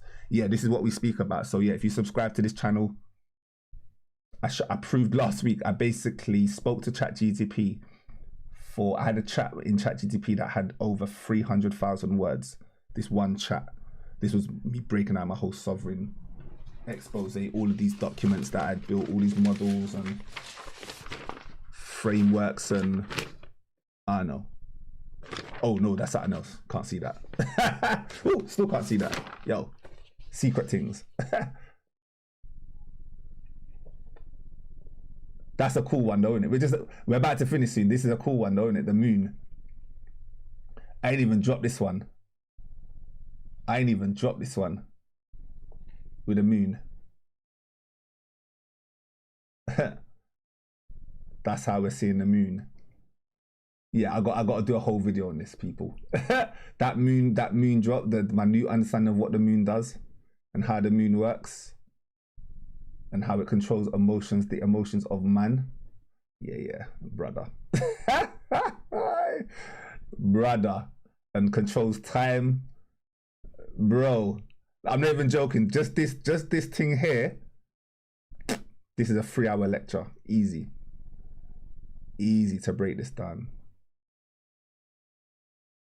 5-number scaling, you know. Who knows about 5-number scaling? Go on, I'm just having a laugh.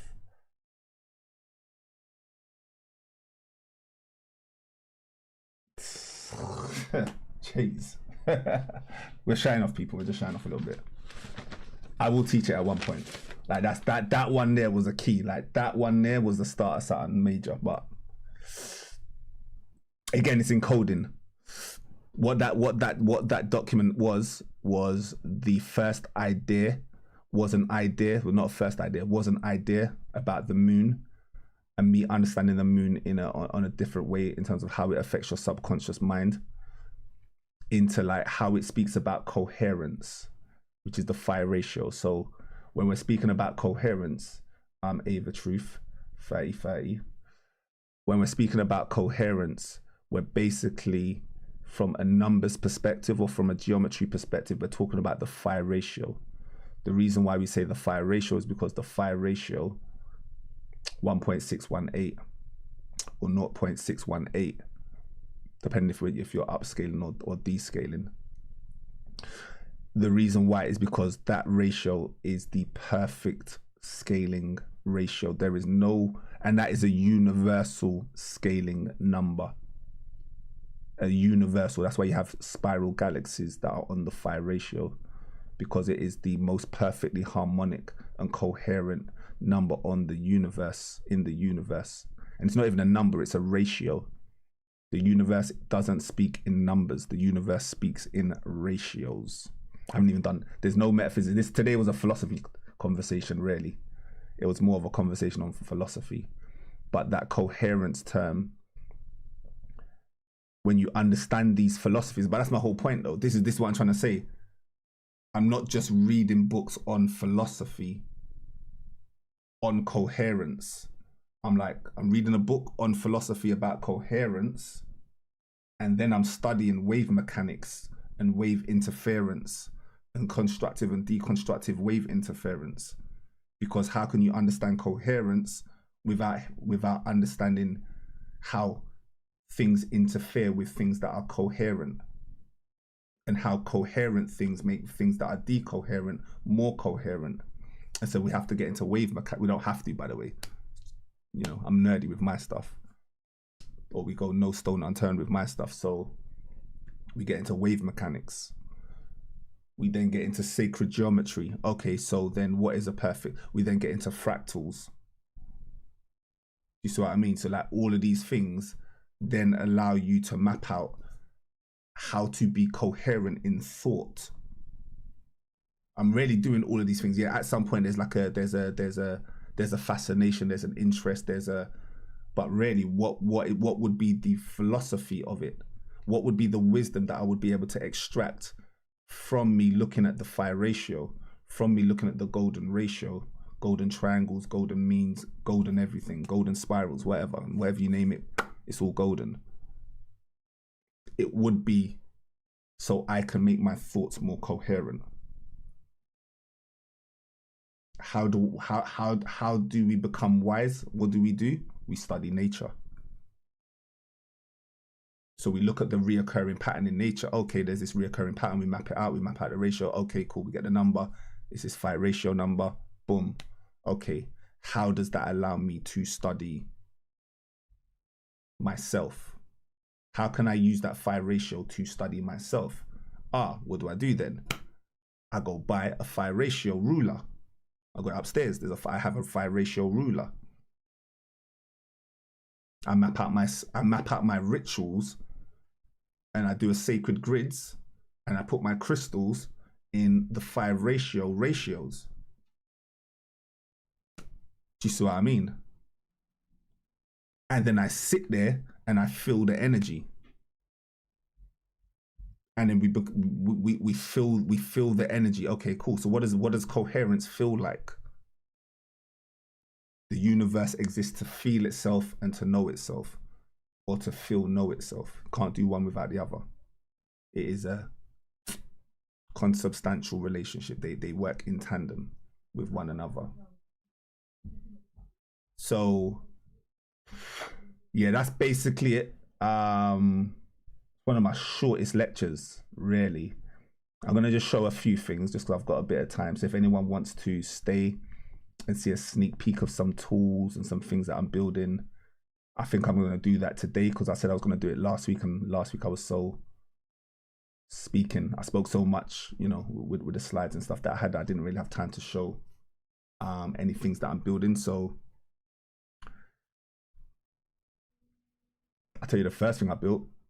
So I basically just built my first ever, sorry, I should bring my daughter for this. Do you know what, should I actually even show you lot? Should I bring my daughter for that? My daughter's going to bed, by the way. I'm not going to bring her.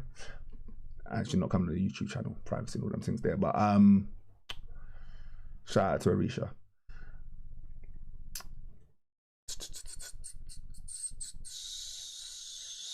All right, cool. Yeah, let me show you a few things. Let me show you a few things that I built. All right, cool. So we're doing a little bit of AI. So yeah, if you're not interested in building any tools, or you're not interested in spiritual development, or so basically I'm building spiritual development tools and divination tools, by the way. Most of my tools are divination tools and spiritual development tools, life coaching tools. That's basically what I'm building. And I'm also building, I mean, I've mentioned it a few times actually, I'll mention it again. And I'm also building an entrainment engine. For anyone that doesn't know, entrainment is the ability to proactively manipulate your brainwave and your biochemistry. your brain waves basically. So binaural beats, that kind of thing. So I'm building my own tool that does that basically. And I'm also building some astrology things as well. I've mentioned these on a couple of podcasts, but I've never really went into it because I prefer to just show, not tell. So I've just mentioned it, that's what I'm doing. And so I've mentioned it again because I've not been on YouTube for a while. So these things are still in progress. I have probably about a year's worth of building tools to go through. And if AI gets better, that will shorten my time. But I think with the way how AI is now, it may take me 12 months. It may be a bit quicker because I'm making some breakthroughs that I didn't think. Like, AI is just incredible. Like, literally, they've released 3 of new models, all 3 of the latest Anthropic or Claude, Gemini, which is Google, and OpenAI, ChatGPT. All 3 of them have released models within the last 2 weeks. You know, their latest versions, their latest and greatest. And OpenAI, like I said, are under pressure, and so they're releasing another model next week. they're releasing another model next week. So it doesn't stop. So anyway, let me show you this.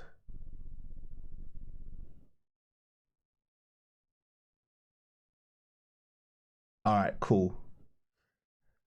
So if anyone doesn't know, I feel like I will do an AI masterclass at one point, and today ain't the day. Like, I'm not doing it today, but I can feel myself that I'm working so much with AI in real practical ways. I'm not just producing AI slop. I'll just say that one again. I'm not just producing AI slop. I have no interest in just creating content for the sake of it, just for the fun of it. I'm not trying to be an entertainer. I'm not here for entertainment purposes. That will be, people will be making billions off of that, and then more power to them. Like, you know, obviously I'm about wisdom cultivation, so I'm building tools that will allow for greater wisdom cultivation and encoding of the universe. So this is the first tool. So this is basically the first tool that I've built in ChatGPT called Codecaster. So me and my daughter built this today in the space of an hour, maybe 2 hours. And I just want to be clear. So this is basically my first app that she's gonna be so happy. I'm gonna show this to my daughter tomorrow as well. I'm like, yeah, look, you're on YouTube. We're on YouTube. So basically what happened is this is just how quick it happened. Look, this is how quick it happened. I had a life coaching call on Tuesday. I had a life coaching call on Tuesday with one of my clients. And then at the end of the call, I started showing her some of the stuff that I was building. And then in that call, I mentioned that I'm teaching my daughter AI. And by then she had already seen a couple of the things that I had built. I was like, yeah, I'm building, I'm teaching my daughter AI. She was like, what do you mean you're teaching the AI? So I told her stuff that I'm doing, the stuff that I've been doing, the stuff that we've been doing together.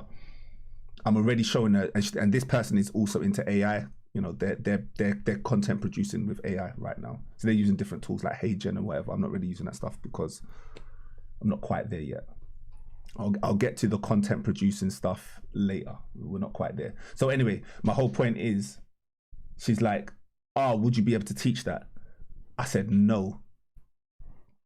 I said, no, I can't teach that. Because she wanted me to teach that to her son. I was like, no, I can't teach that because my daughter can. Why? Because in the project, as part of the teaching for my daughter, she has to start her own business using AI tools. It doesn't mean it has to be an online business or even an AI business, but it just needs to be a business that allows AI that is powered by AI basically, or is at least utilized, doing a lot of the heavy lifting with AI. And so she was like, oh, would you teach my son as well? And I was like, I could do. I mean, why not? You know, I hadn't been asked, I hadn't thought about it, but it was one of the ideas though. one of the three ideas that we had for the business or for the concepts with me and my daughter was creating an AI school, like AI schools for kids. And I was like, I wouldn't do that. You would do that. Like, you would run this school because she's 13 years old, and you will teach people younger than you or people that are just less wise, like, you know, less onto it than you. And that was one of the three strongest ideas that we had. So then when she was like, yeah. So when she was like, yeah, we'll teach AI, or sorry, can you teach my son AI? I was like, yeah, we could do that. She was like, could you send me something? And again, just complete honesty, I was like, well, I don't have anything. This was just an idea and a concept that me and my daughter discussed. Like, we were just playing about which ideas, which one of the businesses we're going to go forward with. It was the one I wanted to go forward with, in fairness, but you know, my daughter had other ideas. She was interested in all three. She liked this idea as well. She gave it a 7, which was their exact words. So anyway, my whole point is that we went there. I left it a day, and then this morning she was off today. She wasn't well today, and so she was off from school. And I was like, all right, cool. Let's just do it now. I'm not joking. We built this within less than an hour, and this is a full website. This is a full website. Like, this works. Like, this is a full website. So this is my first time actually producing a website. Like, my projects are way bigger than just one, like just a one-page website kind of thing. So, and my websites are complex. Like, the things that I'm building are complex. This is me. So they're overly complex. Of course they are. But just a simple, what we call static website. Not one design did we do here, not nothing. So you can apply for the pilot program. I could even just put this where you can actually apply for it and then send it to the email, and you can email. And so we've actually just created a 12-month script. We've done that there. And then look, notebook. So again, like I said, another platform. So Codecasters HQ. So that's the business version. So we can't show that. But then this is the client-facing version. This is the client-facing version. This is the business version. Yeah, it's client version. And then we've created this as well. Where are you? I've created so much stuff. Oh, no. Sorry. That was, sorry. That's what I'm teaching my daughter. That's what I've been doing for the past 3 weeks. Apologies. There's another one. Yeah, sorry. Which one of the two is it? HQ, yeah. Sorry, this one. Yeah, here you go.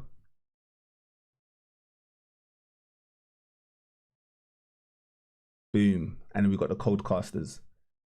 So we've got the Codecasters Academy. Again, I'm not going to show it to you. If anyone's interested in signing up to the pilot program, let me know. If anyone's got any children, I would say from 7 to 13, I would that would be a nice sweet spot. So if anyone's interested, we are going to be doing like online classes and stuff like that. But yeah, the whole point is we have a presentation, we have a brochure, we have a video. Do you see what I mean? So we're not now just sending a brochure, we're sending whole things. We're sending, like, I have a podcast speaking about this, and we created it through AI. Do you see what I mean? That kind of stuff. So boom, that's one tool. Shout out to my daughter. Very, very, very happy. My little entrepreneur daughter. Smashed. And she gets the money. Like, boom, she gets the money. She's now getting her pocket money. I don't do my I've always said to my daughter, we won't do pocket money. You have to earn it through your own businesses. Do you know what I mean? We're raising sovereign children out here. So sovereign mindsets at the very least. All right, cool. So that's one of them. And then I had a client. So look, this is my whole point. Look, I had a client, and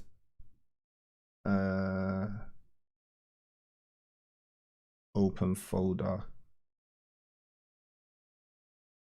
All right, we'll just show this. I'm just gonna up another file.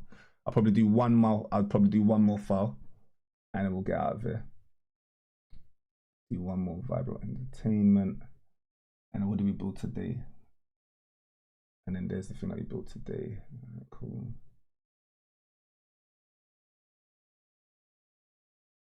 Yeah. And again, I built this in one prompt. So if you don't know, I've built over 100 different frameworks. If there's one thing that kind of, probably the thing that I enjoyed the most doing is getting complex ideas and putting them into frameworks and models and concepts and constructs. This is how my brain works. This is how I think. I think in models, I think in systems. So I've built over 100 different models and systems. And so I just took one of those models. That wasn't even one of my full models. Like literally, I just took a half-baked model that I had for the day. It wasn't a half-baked model. It was just one idea around wisdom and love, basically. This whole idea. And I've come up with this quality check score. So basically with my client, so I had my client on the call, and then I would just ask her, what would you rate? How much would you rate your love? Obviously, if you don't know what love means, I'll explain what it means. You know, this doesn't have that much information. It's just a rough barometer of like what your score is. And then how much power you're feeling, the intensity, whether you're more in magic or whether you're more in smart. Again, I'm not going to explain all of this now. But essentially, your qualia, the quality of your consciousness, as I said, is powered by love and wisdom. And then also how much magic you see in the world. So someone, but in the mundane, ultra instinct, but in the mundane. Yeah, who's that Ava Truth? Because she smashed it. I don't know if you've watched my videos before, but I speak about going from the mundane, living a magical life in the mundane. This is for me, my personal view on this is my personal view on what I'm trying to do as I move throughout, because I have a very normal life. I have the most normal life ever. Family man, house, mortgage, bills, school runs, whatever. It's about as mundane as it gets. And for me, the key is to see the magic in the mundane. I've not always been like that, by the way. Before, I would chase the magic. And now just the slowing down and the appreciating, because really we don't have to put anything on a pedestal. The highest form of wisdom is not needing to put anything on a pedestal, because you understand the paradox of everything, basically.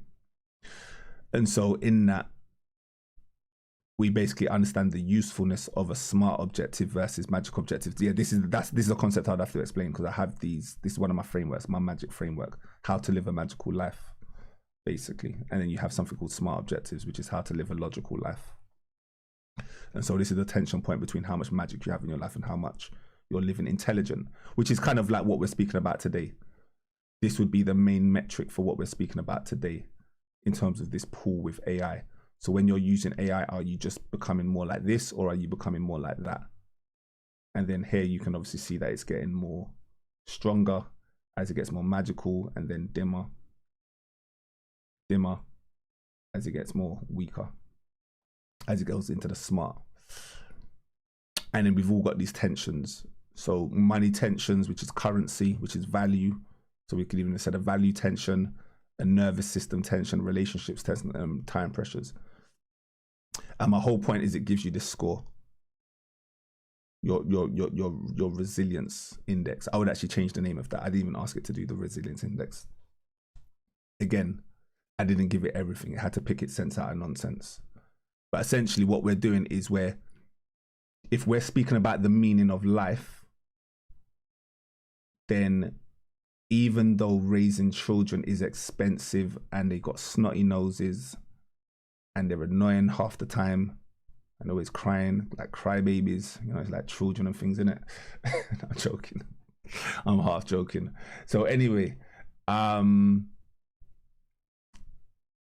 it's statistically obvious within the stats that people who have families and are in marriages feel more fulfilled. It may be obvious. I'm just saying it out loud that's, you know, I don't have a particular bias. You know, I'm sure you can be happy single. Obviously, I'm a married man. That may not always be the case. I can't predict the future. I am happy being a married man. My whole point is that qualia is not about tension. So basically what we're saying is it's not about having zero tension. If you had no tension in life, so say like you were here, you had all this love, and then you had all of this tension, I would question whether you were actually gaining any wisdom. I would question whether you were gaining any wisdom, whether you were learning anything. For me, it would be, I'd probably question if you said that you had a 10 out of 10 love score power, and then you had no tension as well.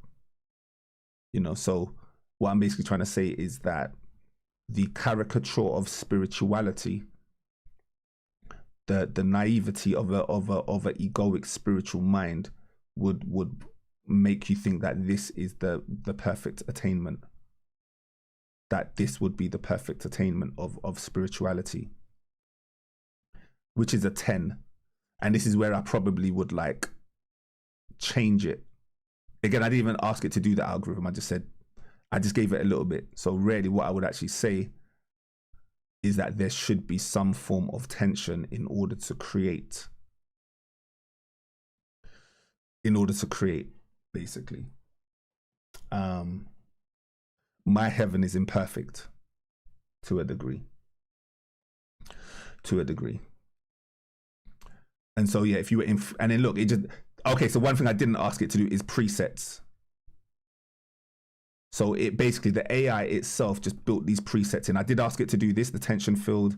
I then asked it to give me an overall quality as well. I added this in as well. So I did 3 prompts. So the first prompt it did these 2 things, put all of this stuff in. And in the last 2 prompts, I said, I want an overall score and I want these color coded. That was it. Other than that, it basically did that, and it did the presets itself. And so someone that's thriving would have tension. This is what I mean. Someone that is thriving would have tension. Basically, that's what I was trying to say.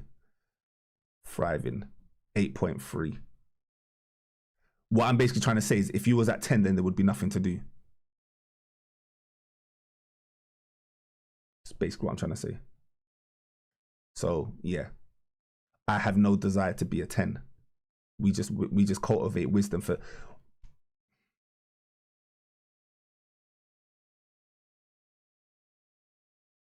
Oh, I didn't realize. I think, oh yeah, because I've flipped it. I don't know if people have even seen what I've been doing. Sorry, I've just flipped the screen. So apologies. I'll show it one more time. I don't know what people saw because I just realized that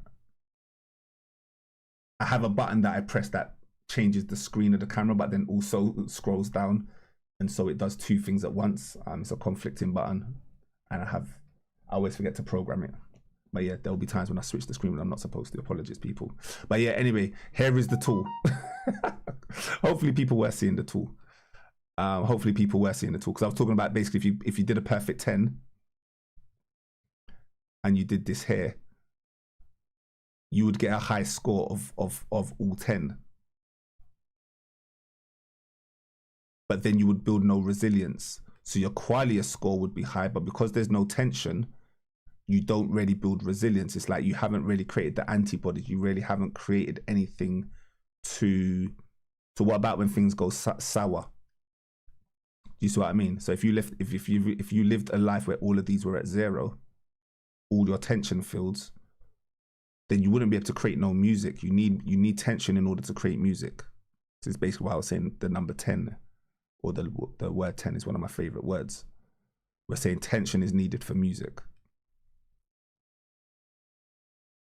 Basically. So anyway, this is one of the tools that I've built. If anyone wants to sign up to my life coaching program, if anyone wants one-to-one programs, if anyone wants any readings, yeah, I'll do a little plug. I do divination. I built a divination app for anyone that doesn't know. And my divination app is one of the deepest divination apps on the planet. It has over 18 different divination systems in one. And we do this omni divination thing. And my readings are not readings, basically. I've evolved to a level where my readings are not reading and we encode. We use divination as a platform to encode reality.